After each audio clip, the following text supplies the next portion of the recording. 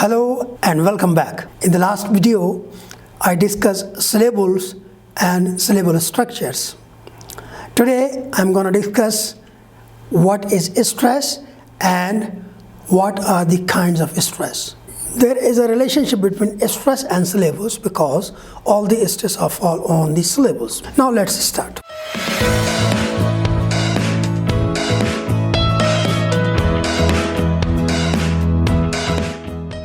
What is a stress? In English, the individual sounds of a word, that is syllable, are pronounced with the same weight. One syllable receives more emphasis than others. For example, there are 3 syllables in a word beautiful, beautiful, and the stress falls on the first syllable, beau. And please note that in this video, I'll demonstrate the stress in a word by capitalizing all the letters that make up the syllable. Whenever you see there are capital letters, this means that is a stress syllable. In English, there are 3 different levels of stress. How many? 3. For example, primary stress, the loudest syllable in the word. Loudest means very long, very high syllable in the word.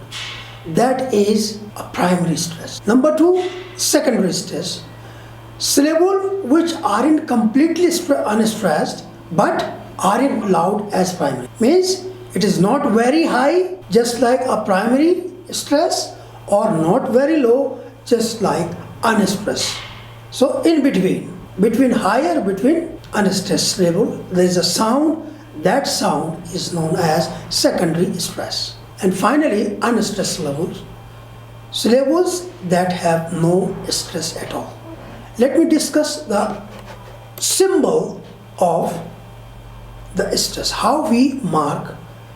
In this video, as I told you, I mark the syllables with the capital letters, but generally we put a vertical line to mark the syllable. Okay, so look at the symbol.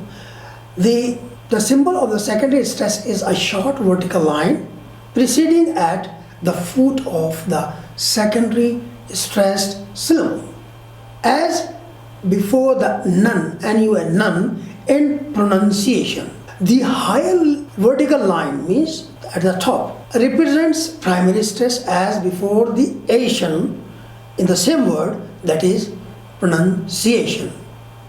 Okay, so these are the 2 different marks which we put on a word to identify whether the stress is primary or secondary. Now move to the types of or the rules of stress.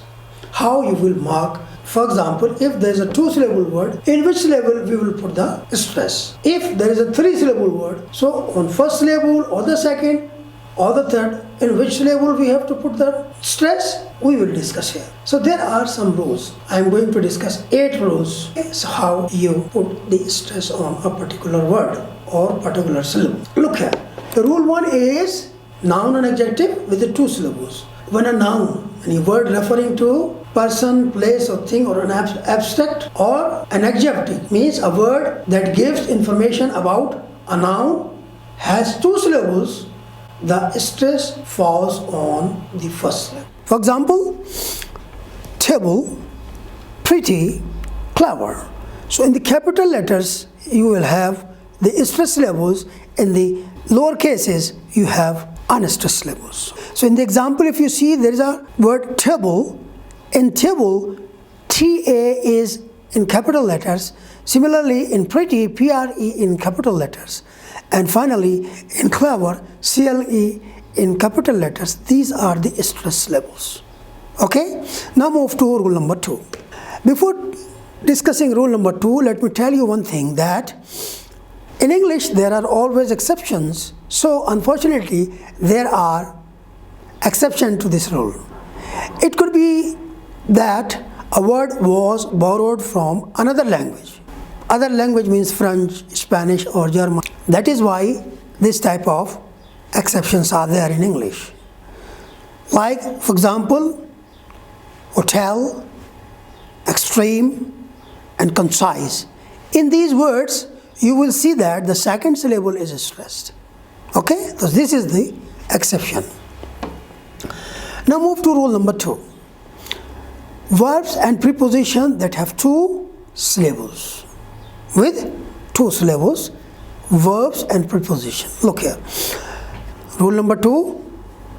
When a verb means a word referring to an action, event or state, or a preposition, a word that comes before noun, pronoun or ing form of a word and shows its relation to another word or a part of a sentence, has 2 syllables, the stress is usually fall on the second syllable. For example, present, export, aside, between. First syllable unstressed, second syllable stressed. Means we will pronounce the second syllable a little louder, higher or longer. Now move to rule number 3. A word that are both noun and word. The spelling is same, but these words are sometimes they are used as a verb and other time they are used as a noun. So if we have this type of words, what is the rule to put the stress? Now look here, this rule. So some words in English can be both a noun and a verb. In those cases, the noun has its word stress on a first syllable, and with the verb, the stress falls on the second syllable. Look at the example. Present versus present. Present versus present. Similarly, export versus export. There are, however, exceptions to this rule. For example, the word respect has a stress on the second syllable both when it is a verb or a noun. Move to the next rule, rule number 4. In rule number 4, 3-syllable words ending in er or ly. So rule is here, words that have 3 syllables and end in er or ly often have a stress on the first syllable. Words ending in er or ly with 3 syllables. Look here. Look at the example here. Orderly, quietly, manager. So in the capital letters we have stress syllables. Now rule number 5. Words ending in ic, sion and tion. The rule is here, when a word ends in ic, sion or tion, the stress is usually falls on the second to the last syllable. Second to the last syllable. You count syllables backward and put a stress on the second syllable from the end. What will you do? You will put the stress from the second. We will count from the right side to the left and put the second. Look at the example here. In the example, you can see creation, commission, photographic. So these words have ending like tion, sion or ic. In these cases, we will count this syllable from the right side. And we will count backward. And syllable will fall on the second syllable. Okay? Rule number 6. Rule number 6. When a word ends in cy, ty, phy, gy and al, the stress falls on the third to the last syllable. Third to the last. Similarly, you count the syllable backward and put a stress on the third syllable from the end. What will you do? Again, the same thing you have to do. Instead of second, you will have to put the stress on the third syllable from the right. Means you will count backward, first, second, third, and you will put the stress on the third syllable from the right. Look here, example. If you see the example, the first example is democracy, photography, logical, commodity, psychology. In these words, you will see that the syllables are count from the right side, means the first word like democracy. So first syllable is C, second syllable is cra, and the third syllable is mo. So we put the stress on the third syllable from the right, and this is the rule number 6. Now move to rule number 7. Rule number 7, compound noun. In most compound noun, a noun made up of two or more existing words, the word stress falls on the first syllable. Two same weight words like blackboard, housewife, this type of words, the first word will be stressed and the second word will be unstressed. Look at the example, like football, keyboard.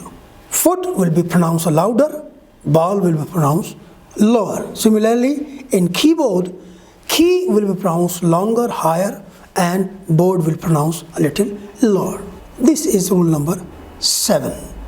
Now move to rule number 8, the last rule of today's video, that is compound adjective and verbs. Compound adjectives and verbs. In most compound adjectives, a single adjective made up of more than one word and often linked with a hyphen. And compound verbs, a multiple word verb that functions as a single verb. In such cases, the stress falls on the second syllable. Look at the example. There are two examples like old-fashioned and understand. So you will see the capital letters which are representing the stressed syllable and the lower cases are presenting the unstressed syllable. So these are the 8 different rules of stress, how we've put the stress on different syllables in different words. Okay, I think you understand everything. Thanks for watching. Bye for now. See you in the next video. Bye-bye.